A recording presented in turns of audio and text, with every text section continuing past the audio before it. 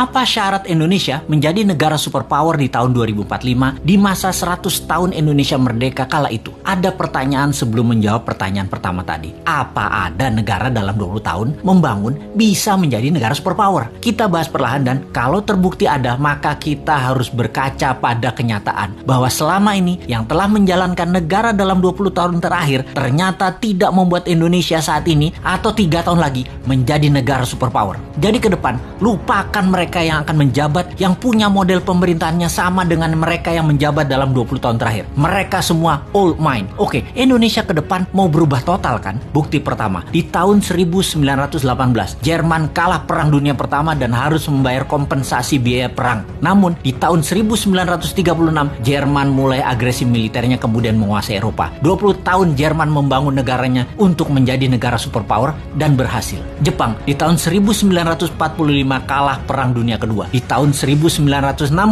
Olimpiade modern pertama di dunia diadakan di Tokyo. Dunia terkejut dengan kemajuan teknologi dan ekonomi Jepang hanya dalam 20 tahun. Itu bukti kedua. Tiananmen 1989, Tiongkok tumpah darah. Investor barat hengkang dari Tiongkok. Tiongkok di bawah Deng Xiaoping melawan dunia termasuk mengatakan Gorbachev goblok. Dan sejak saat itu, mereka menjalankan sistem moneter sendiri hingga di tahun 2008, Olimpiade Beijing. Dunia tersentak. Tiongkok menjadi negara sangat kaya hanya dalam 20 tahun. Ketiga itu terjadi dalam kurun waktu 20 tahunan membangun negaranya. Atau kalau kita mau tambah lagi termasuk bagaimana membangun Dubai, city country tersebut menjadi negara makmur hanya dalam 20 tahun. Kembali ke Indonesia. Bagaimana kita melihat Indonesia dalam 20 tahun terakhir? Siapa saja pemimpinnya? Apakah mau lagi dengan mereka-mereka dan orang-orang yang sepemahaman dengan mereka? Kita detailkan. Selama 20 tahun terakhir siapa yang menjabat? Mereka adalah 3 tahun Ibu Mega, 10 tahun Pak SBY, dan 7 tahun ini Pak Jokowi. Apakah dalam 20 tahun ini Indonesia seperti Jerman setelah Perang Dunia Pertama menjadi negara superpower? Apakah Indonesia menjadi negara maju modern seperti Jepang setelah Perang Dunia Kedua? Dan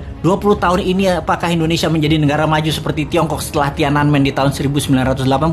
Maka jawabannya adalah belum atau tidak tercapai sama sekali. Jauh dari cita-cita negara modern ala Jepang, negara kaya ala Tiongkok, negara superpower ala Jerman. Apa masalahnya? Karena memang tidak punya konsep bernegara yang mumpuni, yang terorganisir dalam jangka panjang dan kuat strategi bernegaranya baik di dalam dan di luar negeri. Kita tanya lagi, calon kandidat 2024 nanti, siapa yang punya konsep bernegara yang akan membuat Indonesia berdiri di atas kaki sendiri? Atau kita lihat lebih dalam, jangan-jangan kandidat yang ada hanya memirror 3 kandidat terakhir bernegaranya. Apakah sahabat mau ke depan dijalankan pakai cara deket-deket dengan model bernegara 3 presiden terakhir? Rasanya dapat dipastikan Indonesia akan stagnan jalan di tempat. Kita bukan menyalahkan 3 presiden terakhir tersebut, namun mereka sudah menjalankan negara menjadi seperti saat ini dan tetap utuh. Itu hebat. Namun ke depan kita ingin lebih berdaulat lagi, bukan? Beranikah bangsa Indonesia melakukan sesuatu yang baru, yaitu pilih yang bukan mirip-mirip rejim 3 presiden terakhir? Adakah kandidatnya?